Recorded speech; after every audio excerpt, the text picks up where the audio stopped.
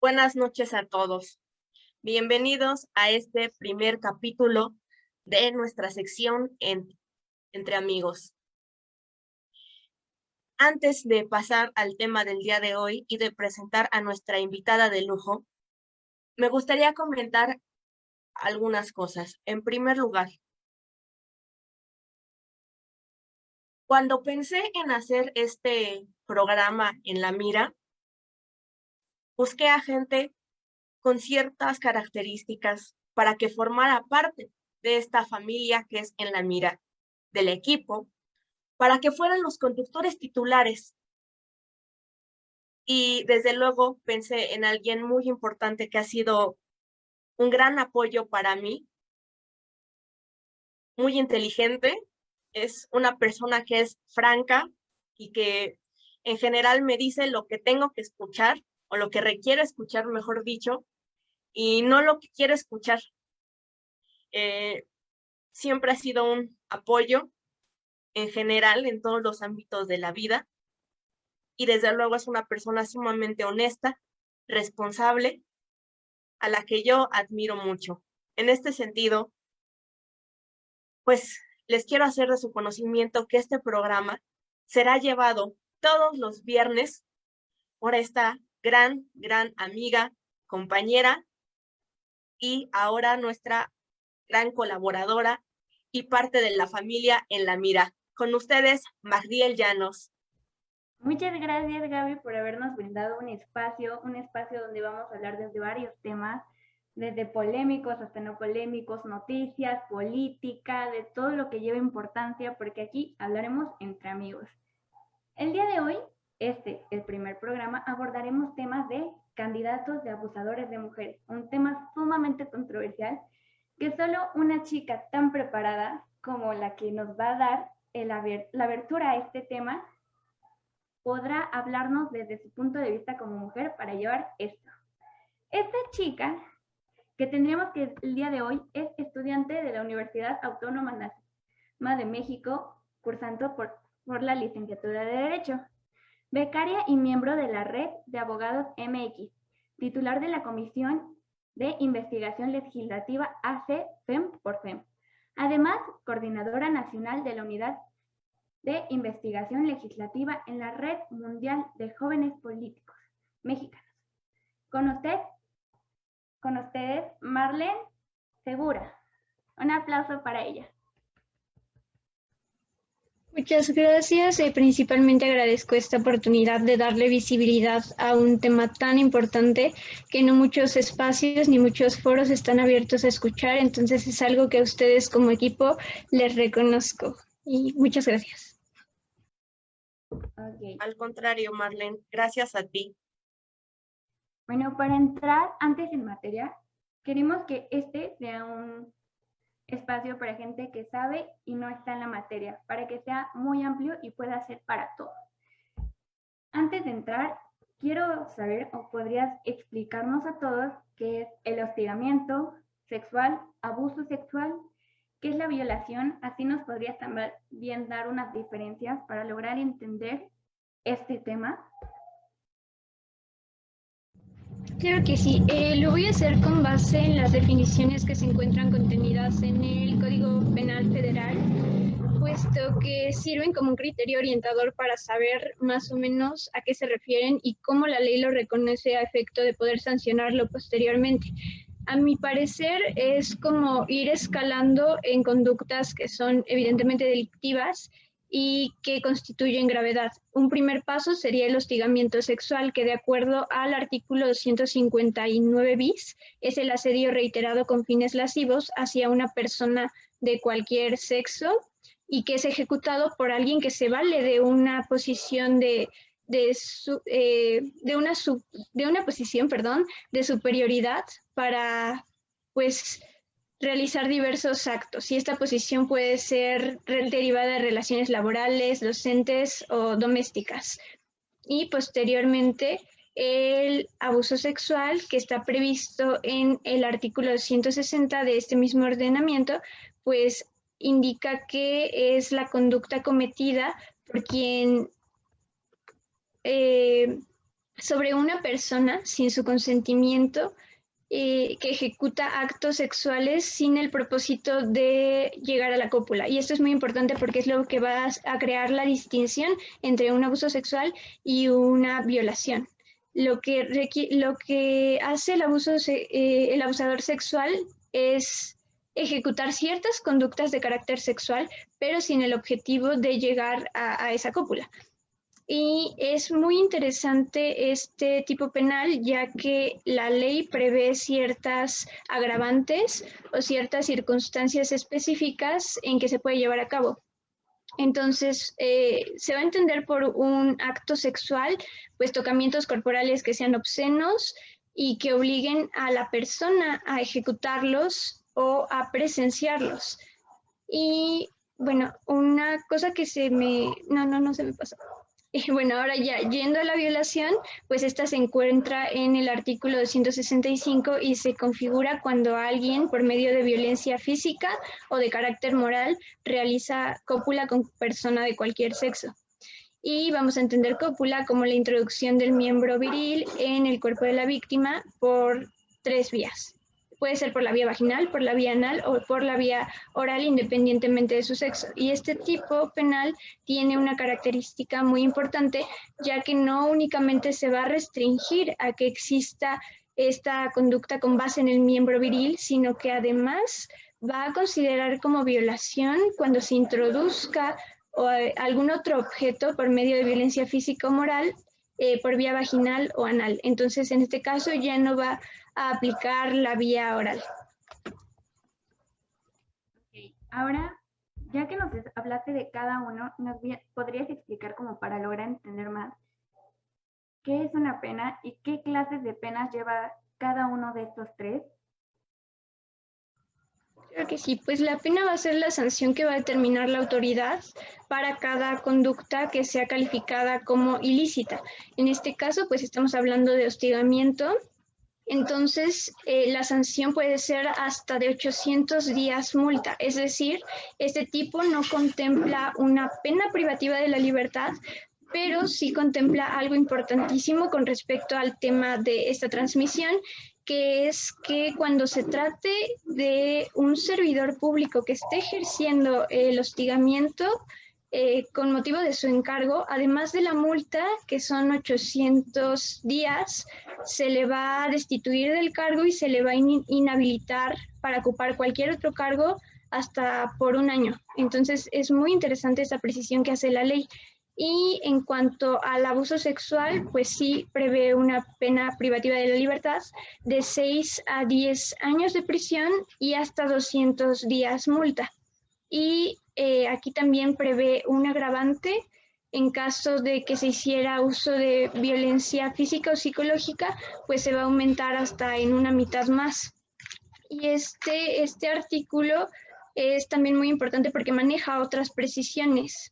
Por ejemplo, si se lleva a cabo en perjuicio de una persona que sea menor de 15 años, es decir, un adolescente, o de una persona que no tenga la capacidad de comprender el significado del hecho como una persona con algún tipo de discapacidad psicosocial, pues la pena va a ser de 6 a 13 años de prisión y hasta 500 días multa. Entonces vemos que aumenta.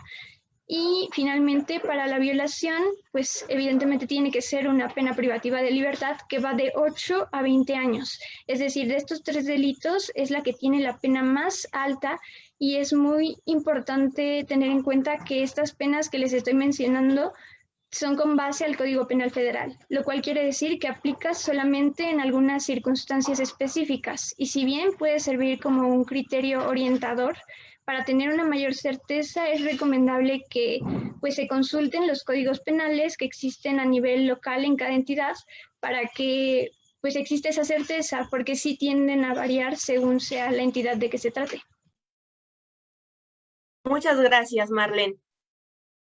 Entrando un poco más al tema que hoy nos atañe, y como contexto quiero mencionar que es de conocimiento público que durante el presente proceso electoral se ha acusado a diversos candidatos de diferentes partidos políticos de estos delitos. Me permito aclarar que este no es el único proceso electoral en el que se ha dado esta situación. Dejando a un lado cualquier filia partidista, he de reconocer que los candidatos acusados de perpetrar estos delitos no corresponden a un único partido. Igualmente, esto no se da exclusivamente en la esfera política. Sí, justamente lo que mencionas, Gabriel, es muy importante y es innegable porque sucede en todos los partidos, como tú dices, y atendiendo algunas cifras de organizaciones tanto nacionales como internacionales, por ejemplo, ONU Mujeres, México informó que al menos 6 de cada 10 mujeres mexicanas han enfrentado un incidente de violencia y 41.3% de esas mujeres, de las mujeres en general, han sido víctimas de violencia sexual. Es decir, casi la mitad de las mujeres han experimentado alguna conducta que atente contra su integridad personal y sexual. Entonces es muy grave. También tengo otro dato de la encuesta nacional de seguridad pública urbana que estima que casi 5 millones de mujeres fueron víctimas de delitos sexuales y acoso callejero durante el segundo semestre de 2020. Y otra cifra que a mi parecer es la más grave es que el 98.6% de los casos de violencia sexual que sufrieron las mujeres mayores de 18 años de julio a diciembre de 2020 no fueron denunciados. Y eso da cuenta de que hay mucha impunidad por una parte y de que por otra parte hay una gran cifra negra de delitos que no se denuncian por múltiples causas, por desconfianza de la autoridad, por miedo a la revictimización, por miedo a la respuesta que pueda tener la sociedad. Así es, Marlene. Que se cometan estos delitos es totalmente reprobable.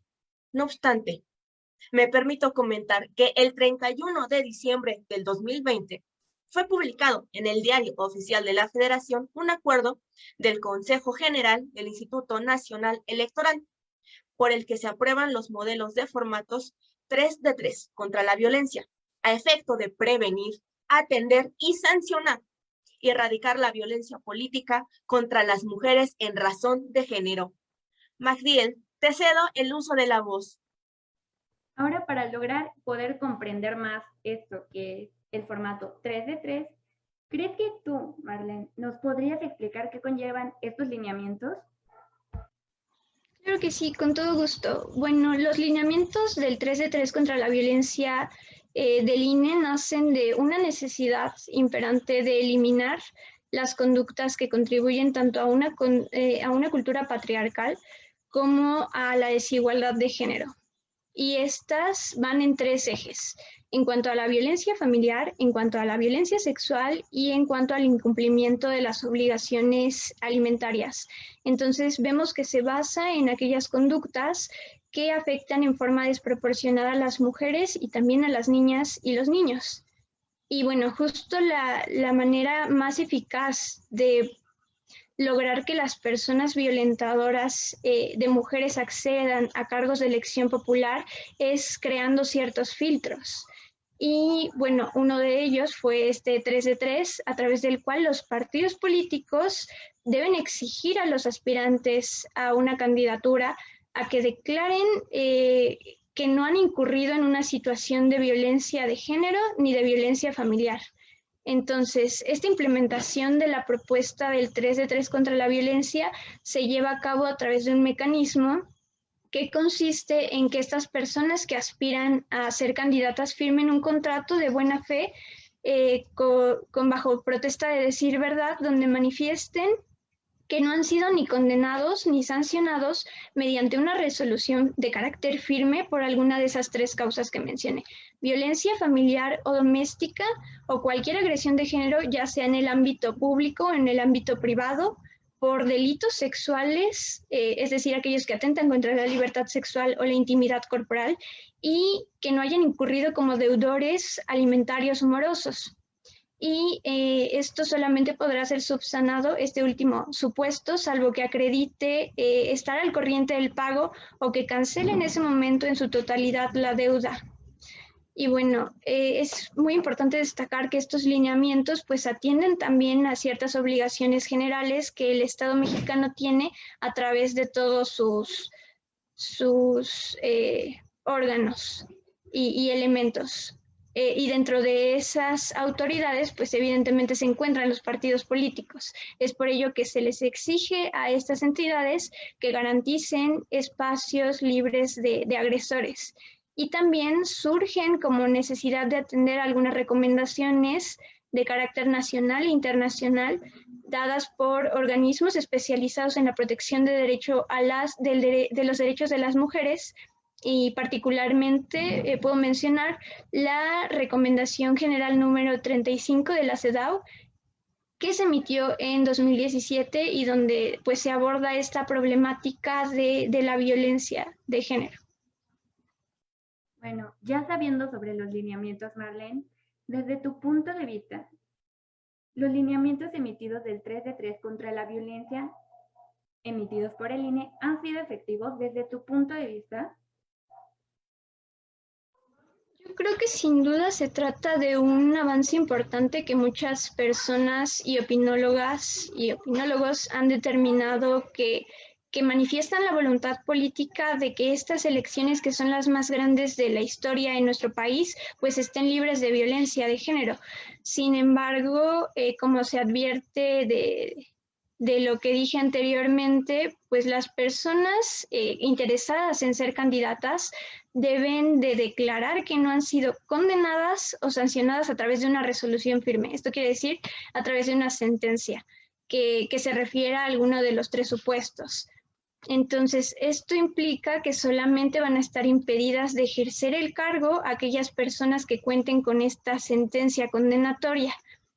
Y eso tiene su razón de ser en la presunción de inocencia, que es un principio pues que debe de seguirse. Sin embargo, me parece que también debieron de tomarse en cuenta las condiciones sociales que permean el derecho de acceso a la justicia en México, que pueden referirse, por ejemplo, a la amplia duración del proceso penal, que es aún más larga cuando se trata de delitos que implican violencia sexual, porque recordemos que estos tienden a darse en contextos donde solamente se encuentra la víctima y la o los victimarios. Entonces se vuelve algo muy difícil de probar, donde es la palabra de la víctima contra la del victimario y donde existe pues una capacidad de impartición de justicia que no está preparada para atender esto con perspectiva de género.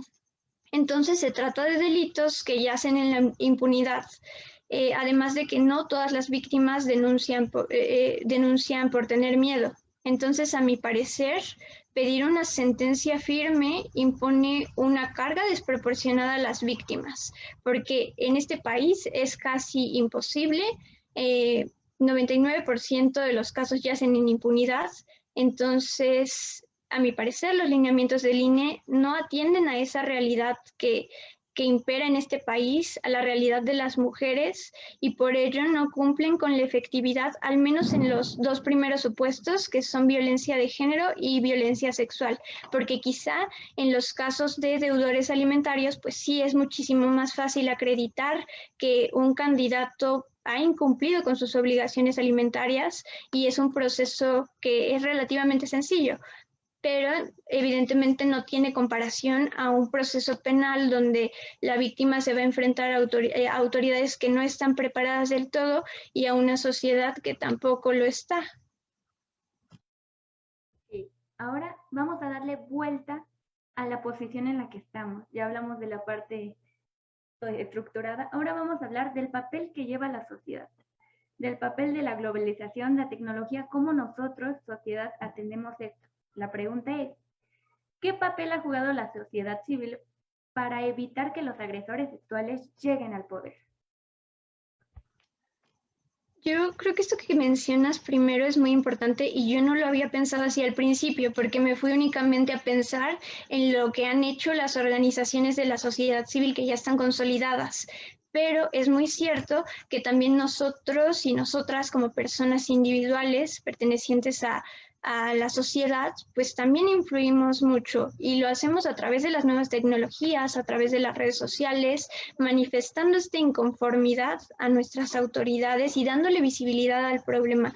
Y creo que eso es muchas veces incluso más acaparador de la atención de la autoridad que realizar ciertos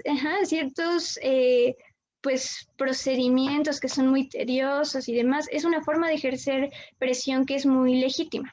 Y ahora, yéndome ahora sí a las organizaciones de la sociedad civil, yo considero que sin duda desempeñan un papel muy importante porque encarnan las exigencias que tienen muchas mujeres organizadas que se realizan a través de colectivas, de asociaciones civiles, de organizaciones de la sociedad civil y que dan visibilidad al problema y que es muy importante porque ellas ya tienen un objetivo determinado y específico.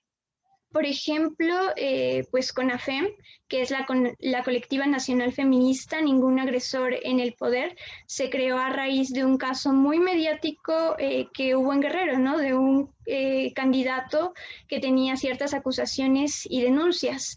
Y bueno, esta organización está integrada por mujeres guerrerenses que durante todo este conflicto electoral pues estuvieron presentes, estuvieron pendientes y le dieron visibilización a lo que estaba pasando, porque tal vez para nosotras que somos mujeres que residen en Ciudad de México no era sencillo informarnos más que a través de las notas periodísticas y tener una información de primera mano a través de estas mujeres que formaban parte de CONAFEM y que asistían a las marchas y que iban a generar presión a las instituciones competentes de Guerrero, pues sin duda fue muy valioso y muy fructífero a efecto de crearnos también un criterio. Y ellas realizaron muchísimos llamados contundentes en distintos momentos. Primero, exigiendo que a esta persona no se le dejara registrarse para que no pudiera contender en la encuesta a nivel interno de su partido. Después, que se le retirara la candidatura una vez que ya se la habían asignado y más adelante pues apelaron a que fuera sustituido. Entonces hicieron un trabajo muy importante, digno de resaltar. Y por otro lado tenemos un ejemplo muy importante que es la Observatoria Ciudadana, que nace en el marco de este proceso electoral con el objetivo de vigilar que se cumpliera el requisito obligatorio del 3 de 3 contra la violencia. Y esta observatoria está compuesta por un total de 154 colectivos y organizaciones y está haciendo una labor sumamente relevante de recopilación y de difusión de información respecto a candidatos que cuentan con acusaciones y denuncias sobre violencia de género. Entonces, por ejemplo, en estas últimas semanas, en estos últimos meses, elaboraron una especie de antiboletas que contienen a los candidatos que cuentan con antecedentes de violencia. Entonces, es una labor muy importante porque están logrando que todas podamos ejercer un voto informado y sea lo más responsable posible. Y también están ejerciendo presión a la autoridad para que pues se den cuenta de que existen casos que no pueden quedar impunes en este proceso electoral. Ahora bien, grande punto el que dice. Nosotros nos hemos logrado dar a conocer nuestras necesidades, todo lo que engloba este tema, gracias a por gran parte, la presión social, porque se han hecho sociedades civiles que han tratado de decir, aquí no, esto no se puede, tú ya tienes lineamientos, ¿no? Ahora bien, ¿cuál ha sido la respuesta de la autoridad en dichos casos? Bueno, pues en estos casos donde hasta el momento con datos de la Observatoria Ciudadana se han ubicado a 72 políticos en funciones y también candidatos que están señalados por cometer abuso sexual, violación, violencia familiar, pederastia, lesiones, pornografía, entre otros delitos de este carácter. Y pues la cuenta final es que ha existido mucha omisión porque varios de ellos siguen siendo candidatos precisamente porque no existen procesos penales en su contra o bien porque en caso de existir estos procesos pues no han llegado a una sentencia condenatoria firme y por tanto no se pueden aplicar los lineamientos del 3 de 3 contra la violencia del INE. Ahora viendo que esto no es aplicable, ¿cuál sería la importancia de las principales importancias de que la política esté libre de agresores? Esta es una de las preguntas más importantes que nos debemos de hacer como sociedad, porque al pensar en quiénes van a ser nuestros representantes, debemos de vernos reflejadas y reflejados en ellos, porque a fin de cuentas, pues ese es el fin de un gobernante, representar a sus gobernadas y a sus gobernados. Entonces, si no existe una coincidencia tanto de ideales como de principios, como de valores, entonces difícilmente nosotros nos vamos a sentir identificados y representados con esa persona que está accediendo a la estructura de poder. Entonces, ejercer un cargo de elección popular evidentemente reviste de muchísima importancia por las facultades que tienen y también por las facultades que tienen y por el manejo de recursos públicos que van a tener en un dado momento.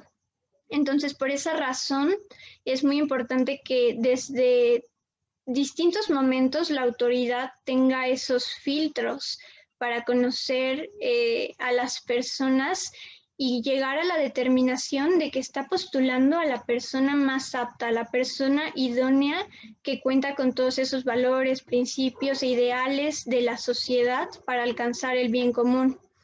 Entonces, pues en ese sentido, las personas que aspiren a ocupar y permanecer en esos cargos, porque no solamente es el hecho de llegar, sino de quedarse ahí durante todo el tiempo de su mandato, sin llegar a caer en este tipo de cuestiones donde sean señalados por conductas ilícitas, pues que realicen el mejor trabajo y que sean las idóneas y como mecanismo de prevención, pues verificar que no hayan incurrido en actos o en omisiones que violenten o que hayan afectado de alguna manera desproporcionada a las mujeres, porque no únicamente es de resaltar a aquella persona que a través de una acción realiza un delito contra una mujer, sino es también quien la tolera, quien la omite y que se vuelve a fin de cuentas cómplice y que tiende a perpetuar este ambiente de violencia generalizada contra las mujeres que en nuestro país llega a niveles inimaginables, que si bien se presenta desde la violencia familiar, desde el acoso callejero y desde otras cuestiones, pues llega al punto máximo de privar de la vida a las mujeres de formas brutales. Y tenemos el ejemplo de este feminicida serial en Atizapán. Es solamente uno de los tantos ejemplos de la violencia machista arraigada en el patrón sociocultural y que sigue ahí porque es tolerada por la sociedad y porque es tolerada por las autoridades, y eso crea un clima de impunidad que nos hace o que nos sitúa a las mujeres en una situación de vulnerabilidad bastante crítica. Y otra razón importante por la cual se deben de propiciar y crear espacios libres de violencia de género es que muchas mujeres están comenzando a participar en el ámbito público, en la vida pública. Entonces, esas mujeres que están ingresando en la política tienen un doble reto, y siempre lo he dicho. Primero, el llegar a esos espacios con todo y las barreras estructurales que se van poniendo una a una, y después llegar a ese espacio y enfrentarse a la violencia de género, a las estructuras que están diseñadas para que únicamente hombres puedan acceder a esos espacios, y que en el momento en que llega una mujer, pues claramente hay una distorsión, como un cortocircuito en ese sistema, ¿no? ¿De qué manera voy a darle un tratamiento a una mujer dentro de la política si yo no estoy acostumbrado como Estado, como autoridad, a tener una estructura conformada por mujeres? Porque todo lo he diseñado de una manera antropocéntrica, es decir, con base al hombre, y aquí el criterio de mujer no entra. Entonces, las mujeres que entran en política también tienen derecho a vivir una vida libre de violencia y a desenvolverse de forma plena en esos espacios sin la amenaza latente de ser víctimas de violencia por sus mismos compañeros. Entonces creo que hay muchas razones por las cuales es importante apelar a que ningún agresor llegue al poder, porque pone en riesgo tanto a las mujeres que trabajan mano a mano diariamente con él en búsqueda de generar propuestas viables para sus representadas y representados, como pone en riesgo a las mujeres de toda la sociedad. Entonces sí es un mensaje muy importante y bastante contundente el que la autoridad tiene que tener en todo momento a efecto de evitar que hayan agresores en el poder. Súper buena respuesta a una pregunta tan difícil, complicada, ambigua. Ahora bien, última pregunta, y esta es la que nos va a hacer estar entre amigos. En un caso hipotético, que tú fueras la legisladora por un partido, en el que sea, si quieres ponle el pony rosa, eso no es importante. ¿Harías tú un cambio en la legislación mexicana para prevenir y sancionar los delitos sexuales perpetrados contra la mujer? ¿Sí? ¿No? ¿Y por qué? Sí, yo creo que últimamente, sobre todo, he visto que hay una grande crítica al trabajo legislativo que se está llevando a nivel federal. Y en general también, pues, se extiende al que se está llevando a cabo en los congresos locales, porque las agendas son sumamente distintas.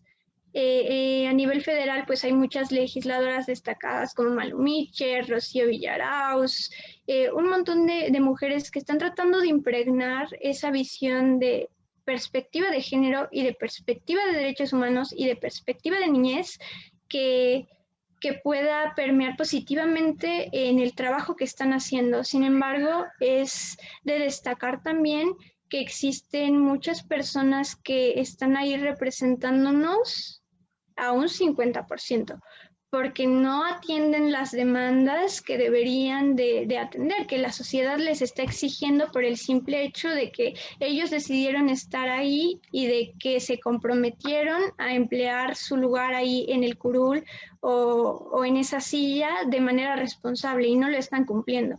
Entonces la sociedad también está enfrentando un descontento con respecto a los legisladores y legisladoras particularmente, porque muchos de los temas de la agenda progresista que repercuten en los derechos humanos de las mujeres no se están legislando o se están relegando a un segundo plano porque aluden que hay cosas más importantes a las cuales ponerles atención. Y yo soy mucho de la visión de que desde la labor legislativa pueden crearse cambios pues sustanciales, enormes y pueden evitarse muchos problemas. A mí particularmente me encanta el poder legislativo, es mi poder favorito y lo estudio y lo vivo y yo quiero estar ahí en algún momento atendiéndolo de la forma que sea, no precisamente como legisladora. Sin embargo, siempre he dejado muy en claro que los cambios pues no acaban con la aprobación de la reforma y el problema no se resuelve ahí, sino que ese únicamente es el paso que manifiesta la voluntad política de la autoridad en resolverlos. Y ahí, entonces, cuando se da y se aprueba esa legislación es cuando viene el reto más grande, que es su implementación. Perdón, y que esa implementación va a ser a mano de todas las autoridades, ya no solamente de los legisladores. Entonces, una reforma que yo considero que es muy necesaria de implementar es la de eliminar o ampliar la prescripción cuando se trate de delitos contra la libertad y el normal desarrollo psicosexual, es decir, donde se configure violencia sexual. Esto en atención a que muchas mujeres que son víctimas de violencia sexual pues enfrentan muchas dificultades. Primordialmente identifico dos. Uno, el hecho de reconocer que perpetraron ese tipo de violencia en su contra y asumirse víctimas.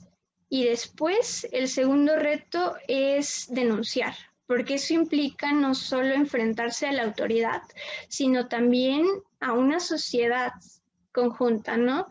Que tiene muchos estigmas, que hace señalamientos, que habla y que critica a las víctimas y deja de lado a los agresores. y las víctimas tienen miedo de que no les crean, tienen miedo de ser revictimizadas, tienen un montón de barreras por delante. Y quiero hacer énfasis en lo de asumirse víctimas de violencia, porque esa violencia muchas veces, aunque nosotras y nosotros creamos que es muy fácil de identificar, porque ¿cómo no te vas a dar cuenta que están abusando de ti? ¿Cómo no te vas a dar cuenta de que te están hostigando sexualmente o de que hubo una violación? Pues déjenme decirles que no, muchas veces esas modalidades de violencia no se dan de la forma en que nosotros imaginamos. Aquí de un primer momento, cuando te dicen violación sexual, ¿qué te imaginas? Pues una mujer en la calle sola donde perpetra la agresión, un violador que ella no conoce y ya. Pero no, es algo que abordábamos en una de mis clases y la verdad es que la mayoría de los casos de abuso y de violación no se dan a manos de un extraño en la calle con las luces apagadas y con base en la inseguridad. No, se dan por un conocido, por algún amigo, por algún familiar, por tu esposo e incluso por tu novio. El hecho de que tú tengas un vínculo cercano con esa persona no le exime de que pueda ser tu agresor.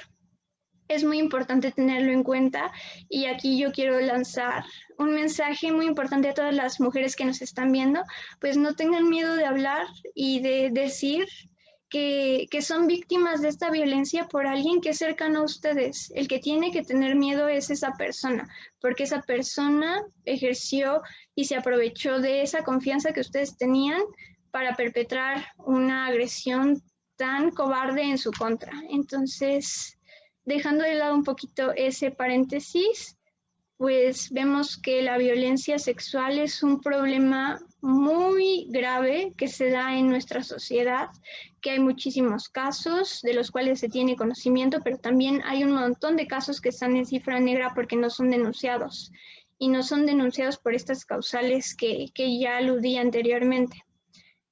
Y actualmente existe una iniciativa que es impulsada por la senadora Antares Vázquez Alatorre y tiene por objetivo pues eliminar la prescripción en delitos de violencia sexual.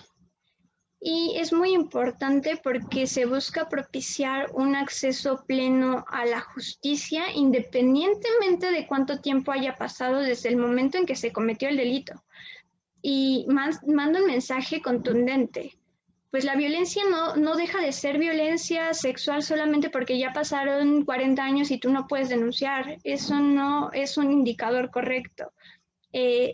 Únicamente ya no hay delito que perseguir, pero la conducta sigue ahí, los efectos siguen ahí, las secuelas en la víctima siguen ahí. Entonces, ¿cómo me puedes decir que tu autoridad ya no vas a perseguir ese delito cuando evidentemente pues la víctima tiene daños? Y si no se acredita ese delito, pues la víctima no va a poder acceder a una reparación integral. Y la reparación integral pues está compuesta por muchas cosas, entre ellas pues alguna indemnización o alguna medida de satisfacción, alguna medida que pueda servirle para recibir la atención psicológica y médica necesaria, sobre todo la psicológica, porque ese tipo de heridas pues no sanan con el tiempo, necesitan tener una atención.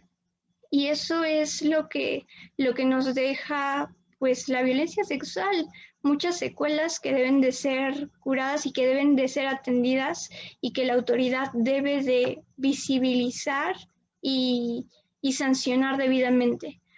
Entonces, con base en esta iniciativa que propone la senadora, se busca brindar más tiempo para que las víctimas se encuentren en la posibilidad emocional, mental y física para hablar y para denunciar a sus victimarios sin que ese delito quede impune simplemente porque ya pasó el tiempo. Porque también es muy sencillo decirle a las víctimas que denuncien, pero hay que saber también que existen muchas cuestiones que quedan fuera de su alcance y que crean esta desconfianza hacia la institución encargada de velar por sus derechos. Y que sobre todo, pues en este caso, la senadora pues propuso esta iniciativa únicamente para niñas, niños y adolescentes.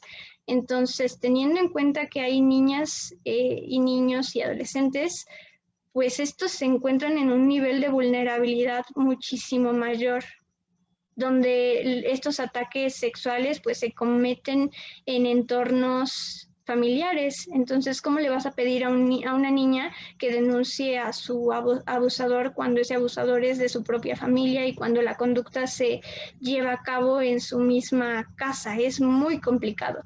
Entonces, me parece que es una iniciativa muy positiva que puede tener efectos positivos en muchas niñas. Sin embargo, yo me iría por mi idea principal y pues seguiré pugnando, ¿no? Porque pronto esa iniciativa pueda ampliar sus efectos y proteger a todas las mujeres. Evidentemente, el hecho de que proteja ahora a las niñas es un paso agigantado, pero no debemos dejar de lado que este tipo de violencia afecta desproporcionadamente a todas las mujeres. Y exigirlo no solamente a nuestro Congreso Federal, que si bien es el que tiene todos los focos ahí encima siempre, pues no tenemos que dejar de lado que existen otros congresos locales que están legislando al tiempo y a la par del Congreso Federal y que a fin de cuentas son los que van a generar esas condiciones y esas leyes que van a regir de manera inmediata a las personas que se encuentren dentro de ese territorio. Entonces yo pues les diría que exijan la implementación de estas iniciativas a sus respectivos congresos locales. Hay 32.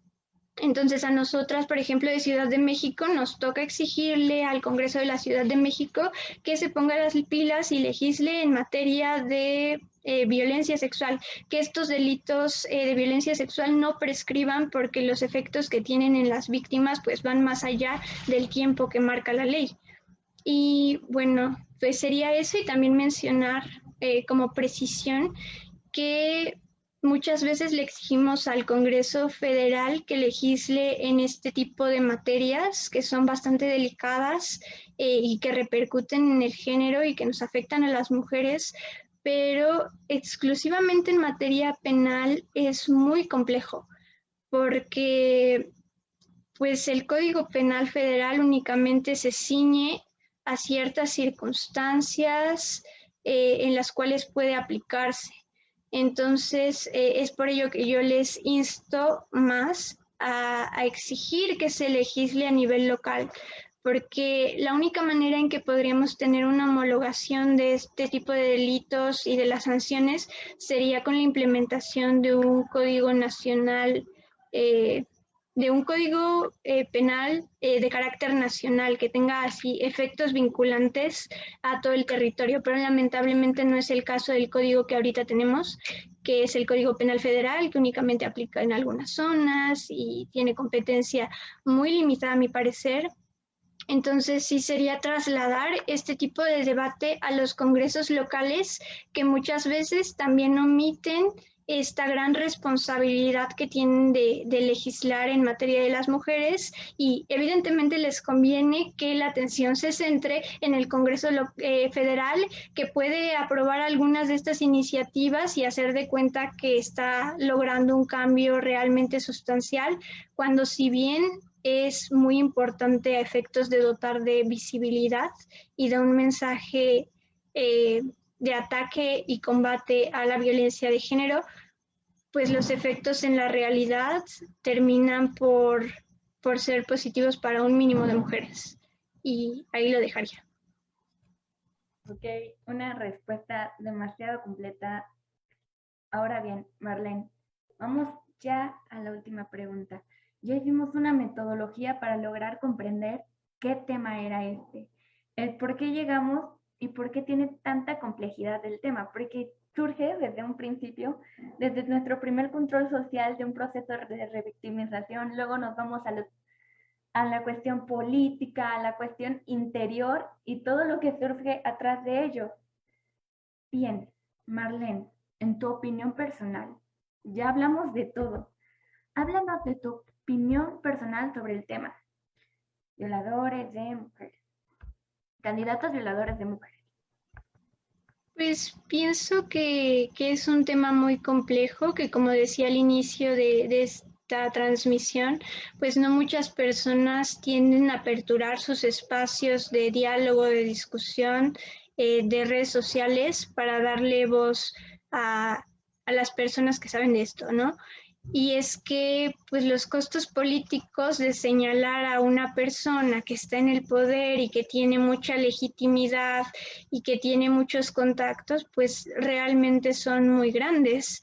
Hay quien en su mayoría pues prefiere hacerse la vista ciega, hacer que nada pasa y simplemente pasar por alto que existe una cultura de la violación que está arraigada en la forma en que se socializa a los hombres y que es un fenómeno que afecta de forma desproporcionada a las mujeres y que también tiene presencia en la política y lo hemos visto en muchos casos que han estado saliendo en los últimos meses y que han sido muy mediáticos y que nos hacen ver como un golpe de realidad muy fuerte que las personas que nos están ahí representando pues son el reflejo de la sociedad, de una sociedad que es violenta, que es machista, que es misógina y que no debería de ser así, que deberíamos de impulsar a perfiles que tengan una perspectiva de derechos humanos, que tengan una perspectiva progresista, que tengan una perspectiva de género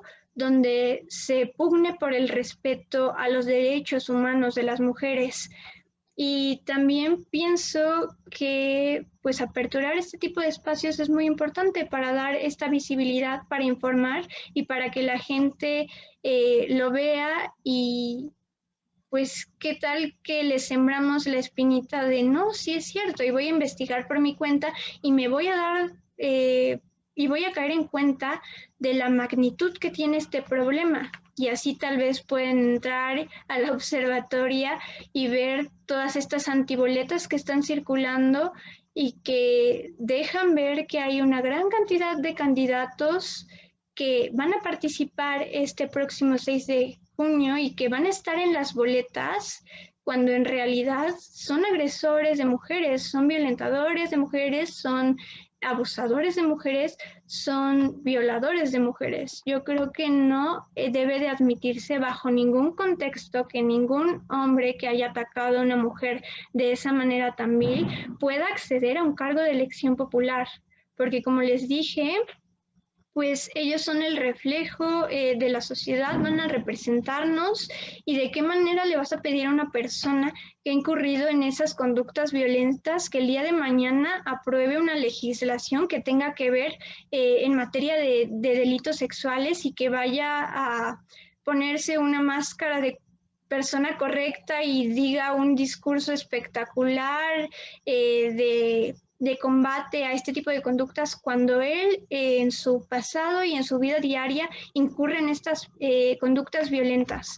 Yo sí quiero hacer una invitación y un llamado bastante fuerte y contundente a las personas que nos están viendo, tanto hombres como mujeres, a que se informen acerca de estos temas, a que se creen un criterio, tal vez que no lo piensen de la misma forma en que yo, porque puedo ser muy radical por la naturaleza de cómo he vivido estos temas y de cómo los he experimentado por mi labor.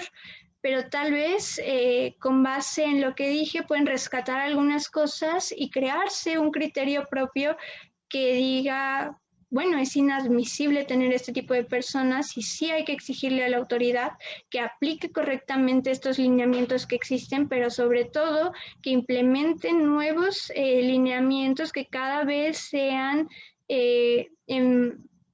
que cada vez produzcan efectos más positivos y contundentes en favor de las mujeres.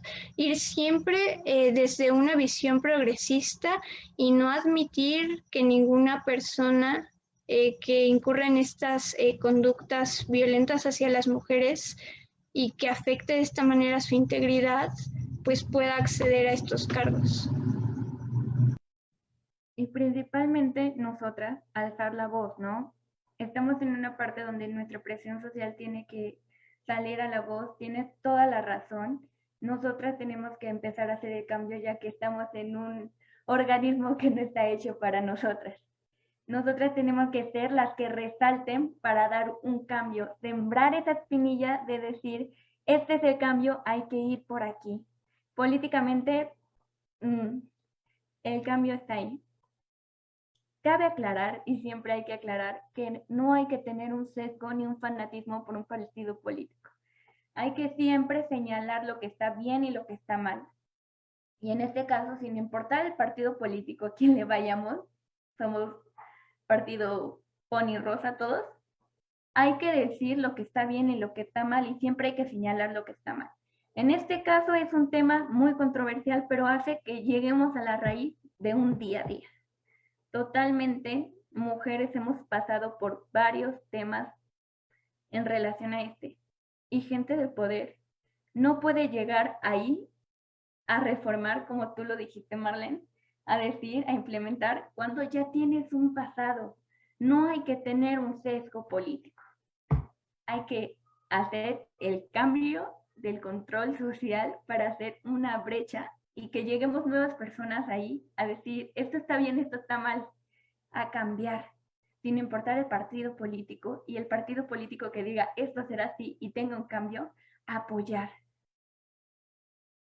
Listo, Gabriela, te dejo. Así es.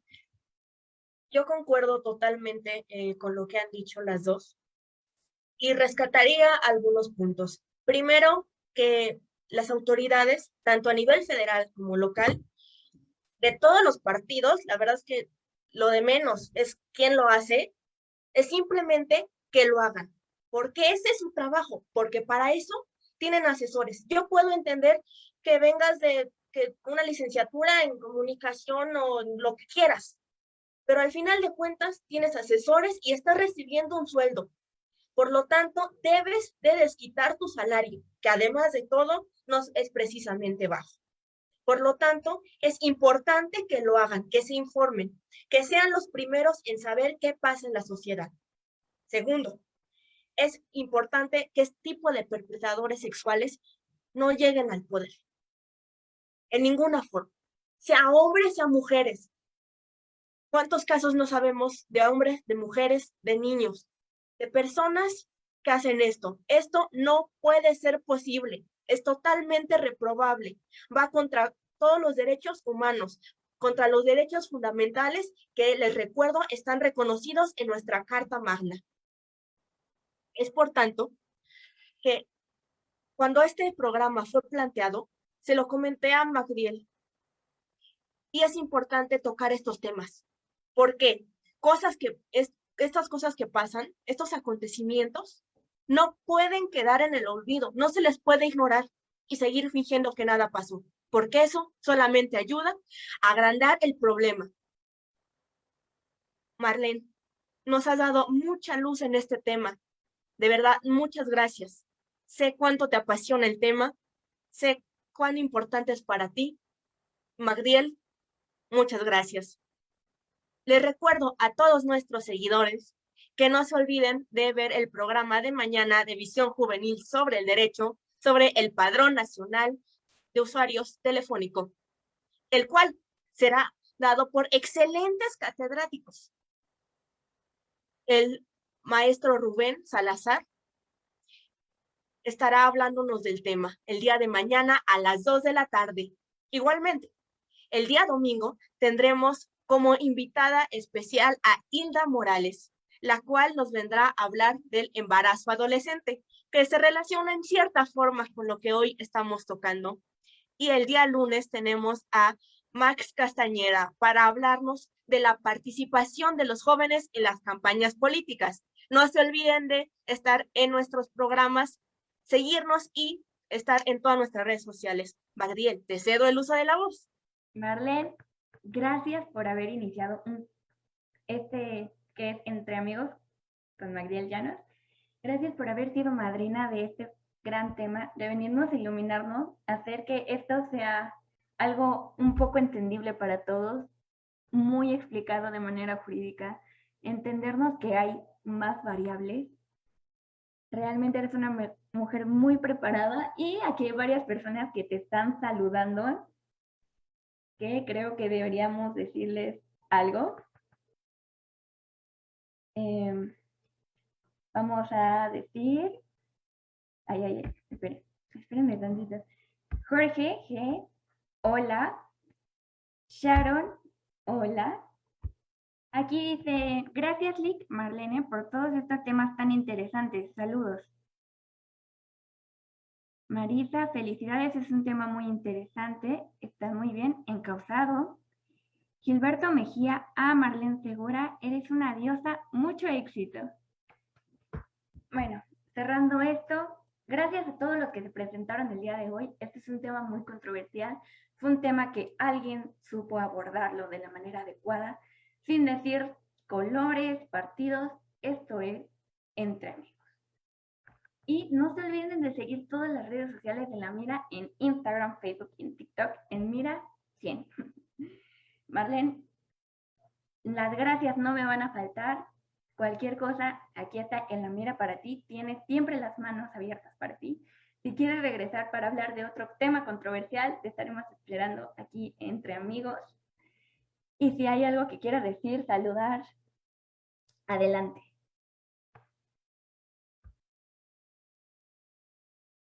Sí, pues simplemente cerrar con el comentario de que estas conductas deben de ser frenadas desde un primer momento y evitar que lleguen hasta las últimas consecuencias, porque esos costos políticos son muy, muy graves y nada estará por encima de la integridad de las mujeres.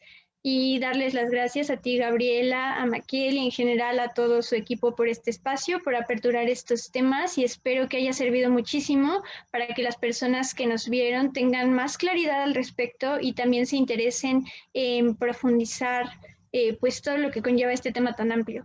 Y pues queda a su disposición para cualquier situación que venga en adelante y muchísimas gracias de nuevo. Gracias. Gracias a ti, Marlene. Eres una invitada de lujo. Muchas gracias a todos. Mariel, adelante.